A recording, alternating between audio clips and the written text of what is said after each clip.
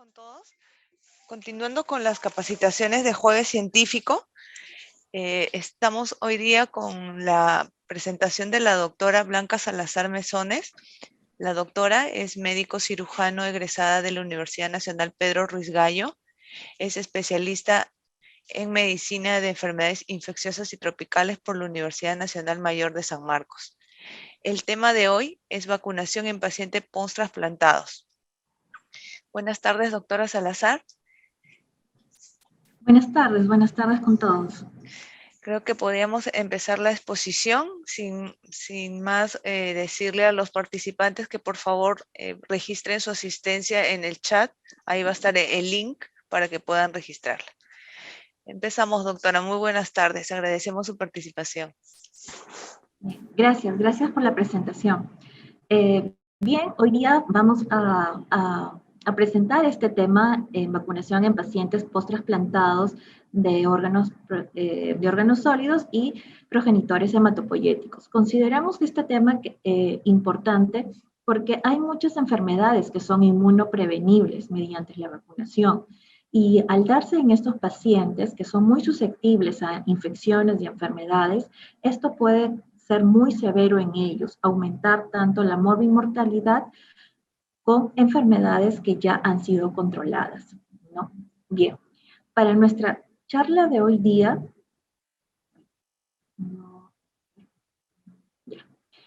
tenemos agenda que tratar, bueno, siempre nuestros objetivos, ¿no? Encaminados básicamente a qué buscamos con esta charla y qué debemos de aprender al final de esta misma. ¿Cuándo indicar la vacunación? Específicamente, ¿en qué momento, en qué escenario es oportuno dar vacunas a estos pequeños?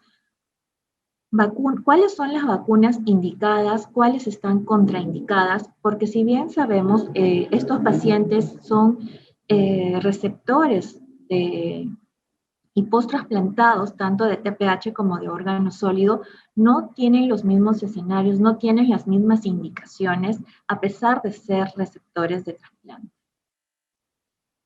Vamos a ver también la vacunación en el receptor de TPH, el esquema de vacunación en el receptor de trasplante de órgano sólido y las recomendaciones en la vacunación de los contactos, ¿no? Tanto contactos, ya sea intradomiciliarios, personal de salud también que debe de tener conocimiento de este tema para crear en ellos, en estos pacientitos, un círculo de protección, básicamente.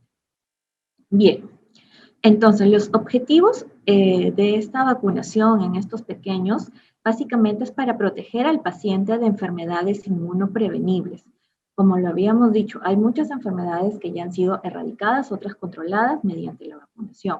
Estos pacientes que son susceptibles porque tienen un sistema, están en un sistema están inmunodeprimidos, ya sean por corticoides, por agentes supresores, el mismo trasplante, post-trasplantados, trae consigo una mayor susceptibilidad a estas infecciones y enfermedades, como por ejemplo neumococo, meningococo, influenza, que pueden ser prevenibles mediante la vacunación en el momento oportuno e indicado. Restaurar la inmunidad perdida por el tratamiento inmunosupresor. Independientemente del tratamiento inmunosupresor que esté recibiendo, ya sea de alto grado o de bajo grado, esto trae consigo, este tratamiento inmunosupresor va a generar una pérdida de anticuerpos. Es por ello que es aconsejable a estos pacientes dosar anticuerpos, recomendar una revacunación o también dar refuerzos de vacunas. Un tercer objetivo es evitar el surgimiento de enfermedades inmunoprevenibles ya controladas, como lo mencionamos, ¿no? Al ser estos pacientes susceptibles a infecciones y enfermedades, tenemos que tener en cuenta el momento para vacunar para evitar un brote o un resurgimiento de enfermedades ya controladas en la población general. Entonces, ¿cuándo indicar la vacunación? ¿Cuándo es el momento ideal y oportuno? Se dice que toda vacunación debemos de ser programada para estos pequeños. Independientemente, el paciente debe de tener un historial de vacunación, un análisis de qué vacunas, tanto para su edad, son adecuados. Estos dos escenarios tenemos. Uno, antes del inicio del tratamiento inmunosupresor. Si nosotros vamos a administrar vacunas inactivadas, idealmente se tiene que tener a considerar 2 semanas antes del trasplante, como mínimo. Si por el contrario nosotros vamos a administrar vacunas de gérmenes vivos, que muchos de ellos son atenuados, lo ideal es un plazo mayor de 4 semanas de iniciado el tratamiento inmunosupresor. Si por A o B motivo no se puede llegar a concluir las vacunas para la edad del pequeño y se instaura el tratamiento inmunosupresor, entonces vamos a vacunar luego de finalizado el periodo de mayor inmunosupresión. Se dice que a mayor tiempo, mejor respuesta. ¿Por qué? Porque este tratamiento inmunosupresor va a afectar directamente lo que es las células B, que son responsables de la inmunogenicidad de las vacunas. Entonces, este tratamiento inmunosupresor a lo que esté expuesto el paciente va a alterar tanto la funcionalidad de las células de Hepler, con ellas las citocinas, las interleuquinas, y con ellos se ve afectada la proliferación de estas células B, como dije que son las responsables de la inmunogenicidad vacunal. ¿Y qué va a traer consigo? Una mala respuesta vacunal, tanto una disminución en los anticuerpos generados, una baja seroconversión y una rápida eliminación de estos anticuerpos. ¿Cuáles son las vacunas que están indicadas? Bueno, tenemos vacunas indicadas, la mayoría de ellas son las vacunas inactivadas. Dentro de ellas tenemos el tétano, la difteria, la polio inactivada, que es básicamente la vacuna inyectable, la influenza, hepatitis B, Haemophilus influenzae, neumococo, meningococo, hepatitis A y virus del papiloma humano. Estas vacunas están indicadas tanto en el post-trasplante de progenitores hematopoyéticos como en el post-trasplante de órganos sólidos. Las vacunas que están contraindicados en ambos grupos son la BCG, la polio oral, cólera oral, la fiebre tifoidea oral. Ahora, hay una lista de vacunas, como son el sarampión, rubiola, parotiditis y varicela, que pueden administrarse en el post-trasplantado de progenitores hematopoyéticos, bajo ciertas circunstancias y condiciones. ¿Cuáles serían estas condiciones en que podrían recibir los post-TPH? Básicamente son cuando hayan pasado 2 años post-trasplante, cuando no haya enfermedad injerto contra el huésped, cuando la enfermedad maligna ya esté en remisión y el paciente no se encuentre en un tratamiento inmunosupresor. Si el paciente reúne estas condiciones, podría recibir estas vacunas. No así el post-trasplantado de órgano sólido. Para ellos, estas vacunas, sarampión, rubiola, parotiditis y varicela, están contraindicadas. ¿Por qué? Porque si bien es cierto, en el post-TPH ya tenemos un esquema, ya hay estudios sólidos, incluso guías de práctica clínica de esquemas de vacunación, en los post-trasplantados de órganos sólidos, más aún en pequeños, en niños, no hay estudios suficientes que nos ayuden a validar o a asegurar una evidencia y una buena efectividad. Por eso están contraindicadas. Hay pocos estudios que en realidad pueden sugerir la varicela en el post-trasplantado de órgano sólido, pero no es algo establecido y estandarizado. Entonces, la vacunación en el receptor de trasplante de progenitores hematopoyéticos.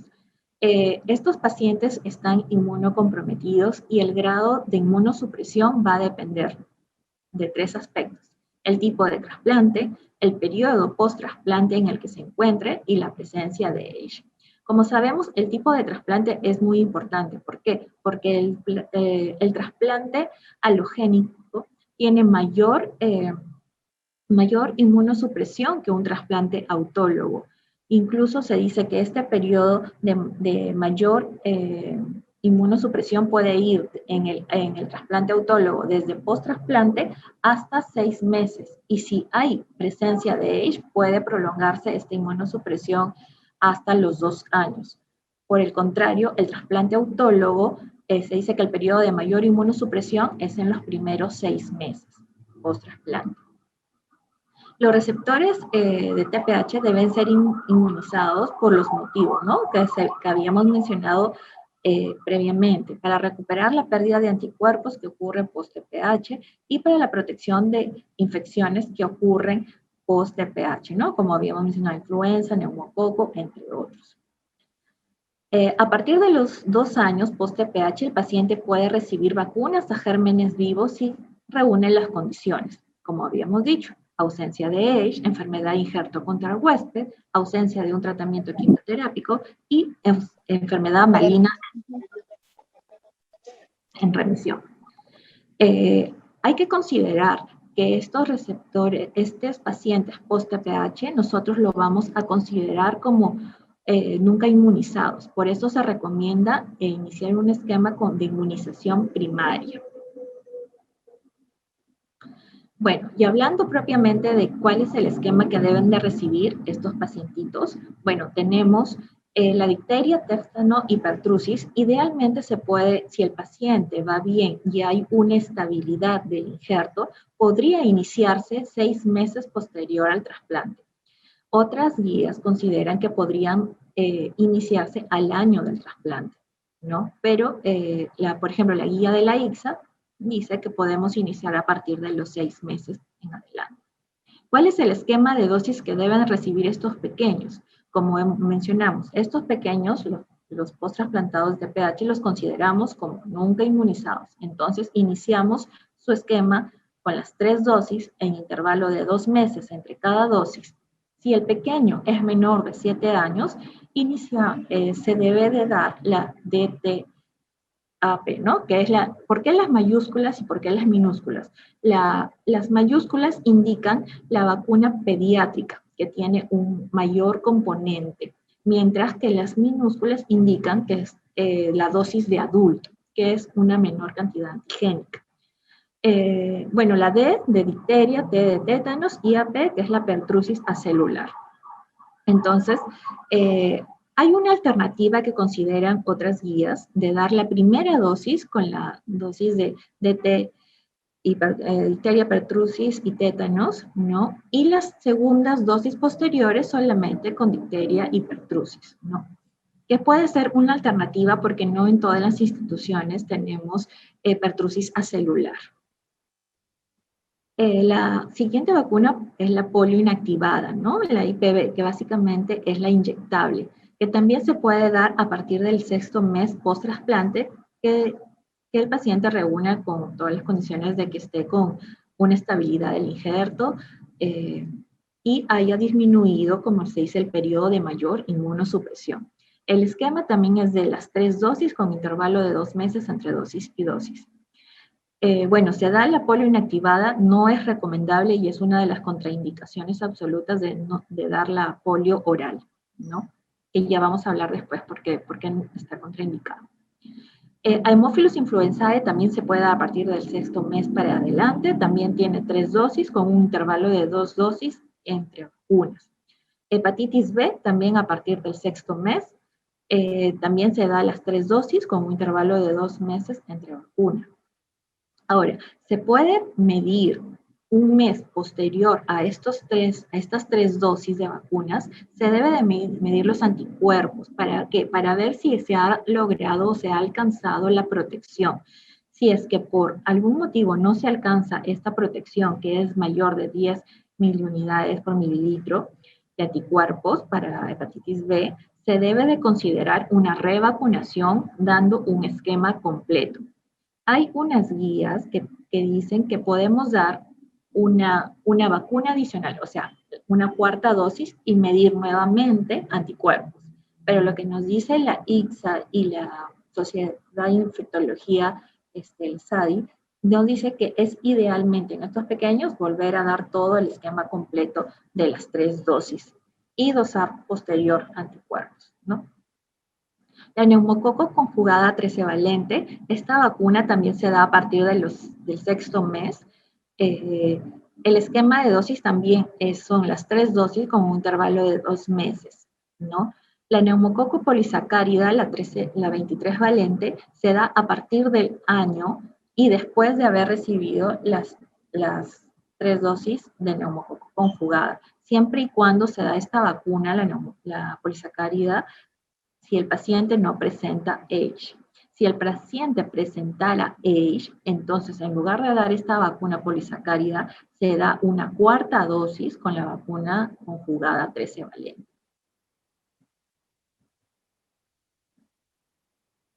La vacuna influenza, la inactivada, ¿no? La estacional. Esta se puede dar, sí, a partir del sexto mes en adelante. La dosis es anual, ya y de por vida que tienen que recibir estos pacientitos. Bueno, se dice que si por algún motivo hay un brote comunitario, se puede adelantar 2 meses, ¿no? O sea, a partir del cuarto mes post-trasplante. Si los pequeños son menores de 9 años, pueden recibir esta vacuna y van a recibir esta vacuna por primera vez, se debe administrar 2 dosis, separadas 1 mes entre ellas. Para hepatitis A, esta vacuna sí se la da a partir del año post-trasplante. El esquema es 2 dosis con un intervalo de 6 meses entre dosis. La meningococo conjugada se puede dar a partir del sexto mes. Para niños que tengan entre 11 a 18 años, con 2 dosis de intervalo. Son 2 dosis con un intervalo de 2 meses, ¿no? Sugieren dar una dosis de refuerzo a quienes, a los niños que se inmunizaron o recibieron la dosis inicial a los 11 o 15 años, se aconseja dar esta dosis de refuerzo que se administra a los 16 y 18 años como un efecto como que booster, más o menos, ¿no? La vacuna de VPH, el papiloma humano, se da a partir del año post-trasplante, ¿no? Y son las 3 dosis, ¿no? A los 2 meses de la primera y a los 6 meses de la primera dosis. ¿Para quiénes se dan? Para todos los niños y niñas a partir de los 9 años. Varicela, sarampión, paperas y rubiola se da a partir de los 2 años post-trasplante, ¿no? Pero siempre y cuando las condiciones que habíamos mencionado, ¿no? Paciente que tenga una serología negativa para ellas, que no haya presencia de H y que no estén en una terapia inmunosupresora.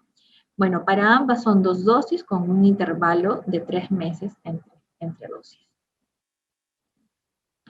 Ahora, la vacunación en el receptor en los post-trasplantados de órgano sólido. Habíamos dicho de que los post-trasplantados de progenitores hematopoyéticos los considerábamos como nunca inmunizados e iniciábamos la vacunación primaria. En los post-trasplantados de órganos sólidos, en ellos se continúa el calendario en donde se interrumpió. Por eso, si un niño está incompletamente vacunado para su edad, ¿es necesario reiniciar las pautas vacunales? Pues no es necesario. Simplemente se continúa desde donde se reinterrumpió el calendario de vacunación. El tratamiento con corticoides contraindica la vacunación. Si el niño está recibiendo tratamiento con corticoides a dosis inmunosupresoras, ¿cuáles son las dosis inmunosupresoras? Bueno, que reciba más de 20 miligramos de prednisona o su equivalente al día.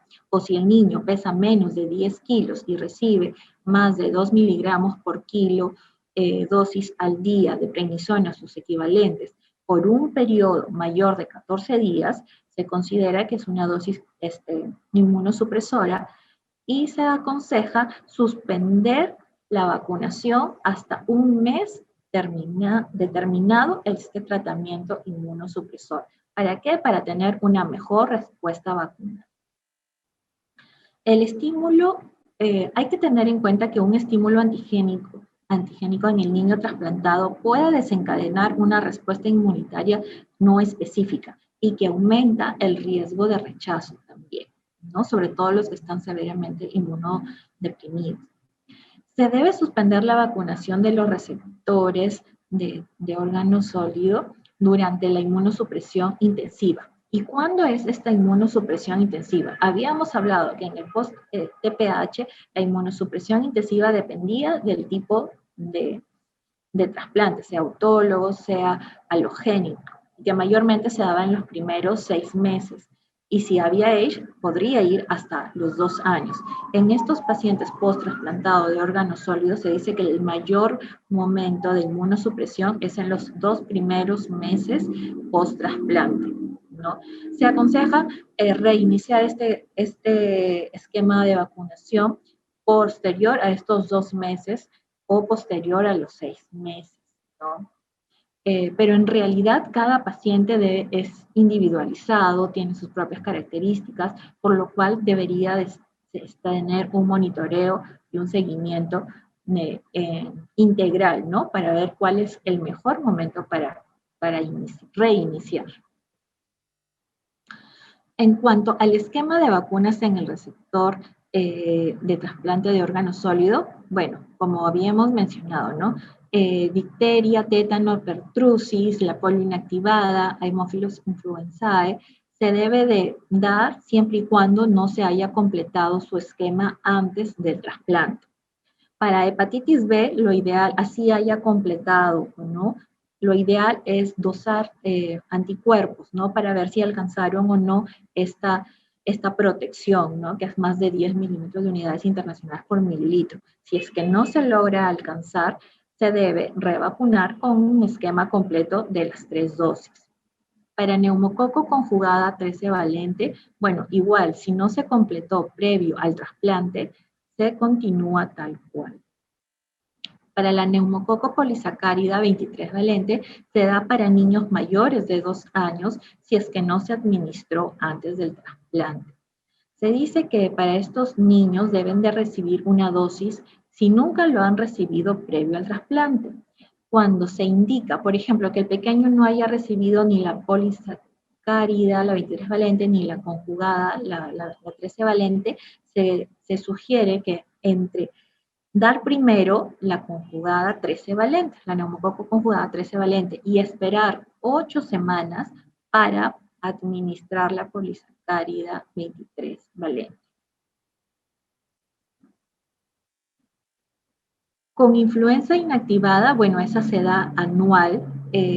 Habíamos dicho que en el post-TPH, pues, si hay un problema de brote, podemos adelantarlo al 4.º mes. En este caso, en estos post-trasplantados de órgano sólido, se puede dar incluso cuando hay una inmunosupresión intensiva, ¿no? Siempre y cuando valoramos riesgo-beneficio y exposición también del pequeño. Para hepatitis A y meningococo conjugado, bueno, se administra siempre y cuando no se haya completado antes del trasplante. Para la vacuna de papiloma humano se da para pequeños mayores de 9 años si no se completó antes del trasplante. Bueno, como mencionamos, ¿no? Varicela, sarampión, paperas y rubiola están contraindicados en estos pequeños, ¿no? ¿Por qué? Porque no hay una fuerte evidencia que nos haga dar estas vacunas en estos pequeños, ¿no? No hay esquemas estandarizados aún. Hay ciertos estudios, ciertas guías de práctica clínica que podrían sugerir dar la vacuna de la varicela cuando el paciente se dosó anticuerpos, es cero negativo y se le podría dar. Pero esta recomendación escapa a lo que nos dice la CDC y la guía de la IPSA. Ahora, ¿qué hay con la vacuna COVID, no? El 22 de junio, el ministro Ugarte, el ministro de Salud, nos dijo que a fines del 4.º trimestre de este año podrían estar vacunándose a los menores de 12 a 17 años, ¿no? Siempre y cuando la DIGEMIT aprobara la vacuna elaborada por Pfizer, ¿no? Para aplicarlo a estos pequeños, de 12 a 17 años, y priorizarían a los grupos de riesgo, quienes, básicamente pequeños, que estén con comorbilidades, ciertas enfermedades, dentro de ellas los procesos oncológicos.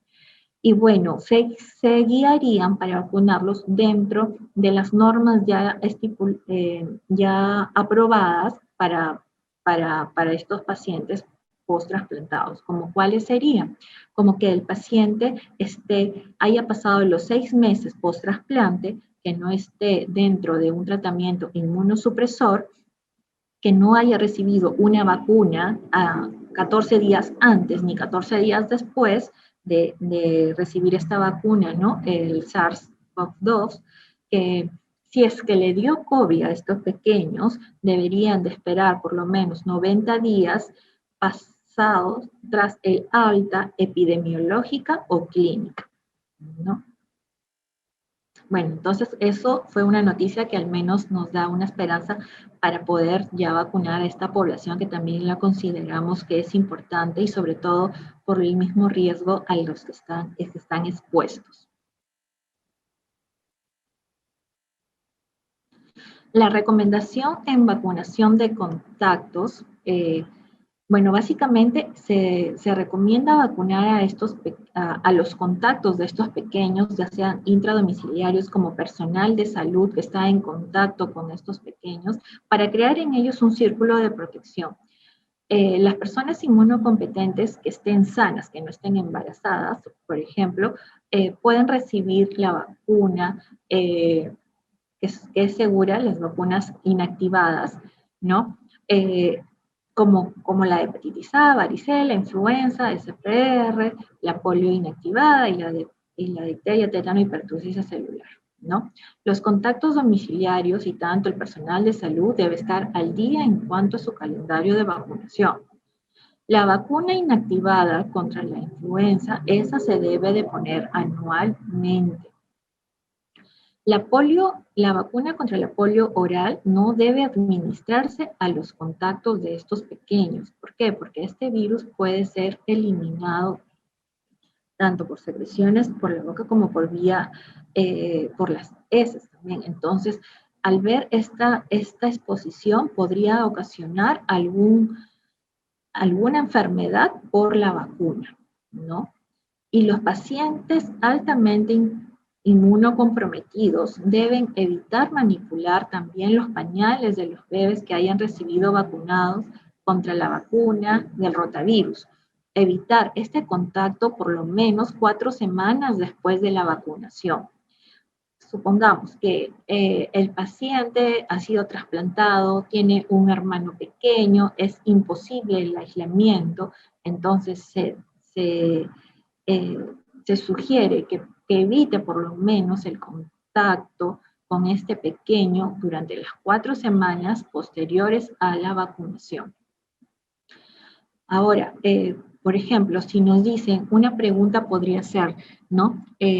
Ya que este esquema de vacunación se puede dar varias vacunas al mismo tiempo, bueno, depende. Si estas vacunas son inactivadas, podemos, como por ejemplo, hepatitis A, hepatitis B, la de polio, la inactivada, influenza, incluso la pentavalente, podemos darlas simultáneamente, sí las podemos dar simultáneamente las inactivadas, ¿no? En diferentes zonas de función. Se cree que debería de haber una separación mínima de 2.5 entre una inyección y otra. Si es que no se dan simultáneamente, puede ser independientemente el tiempo entre una vacuna y otra. No así las vacunas atenuadas, ¿no? Hablando en el pretrasplante, ¿no? Si en el pretrasplante o antes de la inmunosupresión, nosotros aconsejamos dar las vacunas. ¿Cuánto dijimos? Mínimo 4 semanas antes de la inmunosupresión o antes del trasplante, ¿no? Le podemos dar la SPR, la de varicela, sí la podemos dar juntas, la podemos dar juntas, SPR y varicela juntas. Por algún motivo no se consiguió solamente la de SPR, entonces se aconseja un intervalo de 4 semanas entre una y otra vacuna atenuada. Si por algún motivo el personal de salud tuvo desconocimiento de esto y aplicó, por ejemplo, hoy día la SPR y le dijo, señora, venga mañana tengo la varicela, y viene en menos de 4 semanas para aplicarse la varicela, entonces consideramos esta segunda vacuna como una dosis no válida y tenemos que volver a revacunar con esta segunda vacuna. Cuando pasado el mes de la aplicada la última dosis. Por eso es muy importante tener conocimiento sobre este tema, tanto médicos generales, pediatras, especialistas, para poder guiar y encaminar y sobre todo monitorizar a estos pequeños que son personas de riesgo y evitar así enfermedades que son inmunoprevenibles. Bueno, eso sería en cuanto al tema de hoy. Muchas gracias, doctora Blanca. A ver, vamos a ver en el chat qué preguntas tenemos.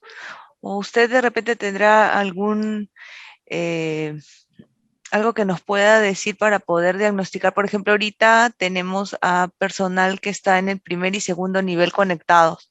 En ese caso, ¿cómo podrían ellos, no diagnosticar, pero cómo podrían ver qué paciente necesita ese tipo de vacunas, o de acuerdo si es que saben que tienen algún tratamiento previo, o cómo podríamos apoyar a los profesionales en esos niveles? Bueno, todo niño, yo pienso que la educación con la mamá, la mejor ayuda que nosotros podemos tener es el familiar. Educarlo, encaminarlo, porque a veces en una consulta a veces es tan rápida que lo último que preguntamos por el niño está vacunado o tiene su carnet de vacunación. Entonces, con eso nosotros ayudaríamos bastante. ¿Por qué? Porque muchos niños posterior son diagnosticados de algunas enfermedades, como por ejemplo leucemia, algunas enfermedades como atresias, todo, que puede traer consigo a posterior una inmunosupresión. Entonces, si en cada visita la mamá con nosotros como profesionales de la salud hiciéramos esta pregunta, señora, ¿cómo va con su calendario de vacunación?, ayudaría bastante a prevenir estas enfermedades, ¿no?, que ya hasta el momento han sido controladas. Si por algún motivo se desconoce o no se tiene conocimiento de, la paciente se perdió 2 meses, 3 meses, ¿qué hago? ¿Reinicio, no reinicio, continúo? Entonces, podríamos derivarlo al pequeño a un especialista. Pero yo creo que para tratar de evitar este contacto, ¿no? Porque si ya vemos que pequeños se pierden, entonces lo ideal es continuar con su esquema de vacunación, ¿no? No perder este contacto.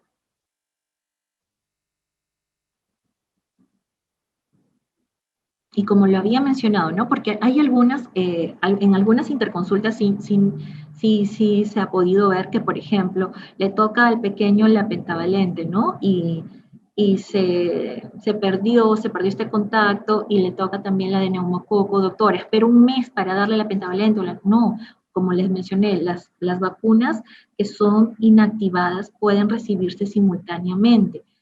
Y ahí disminuimos tanto las consultas, o sea, aprovechamos en una misma cita aplicar dosis de vacuna y tratar de evitar de que se puedan perder estos contactos, ¿no? Eso es en cuanto al primer nivel. Doctora, tenemos una pregunta. Nos dicen, ¿deben ser priorizados los pacientes trasplantados en el programa de vacunación? Idealmente sí. Como le digo, estos pacientes post-trasplantados, sobre todo los de TPH, los consideramos como que sí, nunca hubieran inmunizado, a pesar de que hubieran estado con todo su calendario completo, los consideramos y los tenemos que reiniciar con un esquema de vacunación primaria, lo que no sucede en el post-trasplantado de órgano sólido. Entonces, en estos pacientitos, a veces cuando ya tienen más de 5 años, entonces a veces el mismo sistema nos pone ciertas trabas para algunas vacunas, ¿no? Por ejemplo, ya no podemos sugerir pentavalente, ¿no? Como si fuera para un niño, por ejemplo, de 1 año, de 2, ¿no? Entonces, ¿por qué? Porque ya cumplió una edad mayor. Entonces, ¿qué tenemos que hacer? Dar vacuna por vacuna, ¿no? Y a veces no hay vacuna por vacuna. Entonces sí nos genera quizás un trámite un poco engorroso, ¿no? Que el sistema debería de priorizar a esta población. Tenemos otra pregunta que dice, ¿tienen los pacientes trasplantados mayor riesgo a contraer COVID-19? Más que a contraer el COVID, porque todos estamos expuestos, quizás a desarrollar algunas formas un poco más severas por el mismo grado de inmunosupresión, ¿no? Se ha visto en estudios que cuando el paciente está más inmunocomprometido y de acuerdo también a la cepa, de acuerdo al inóculo, o sea, la cantidad de virus inoculado, pueden desarrollar y exacerbar estos cuadros clínicos de COVID. Bueno, doctora, creo que ya hemos resuelto las preguntas que teníamos. Le agradecemos, doctora Blanca Salazar, por su gentil participación y también por compartir su experiencia profesional con nosotros. Agradecemos también a los participantes que estuvieron el día de hoy y los esperamos el próximo jueves para más telecapacitaciones. Muchas gracias. Buenas tardes. Gracias a ustedes. Hasta luego.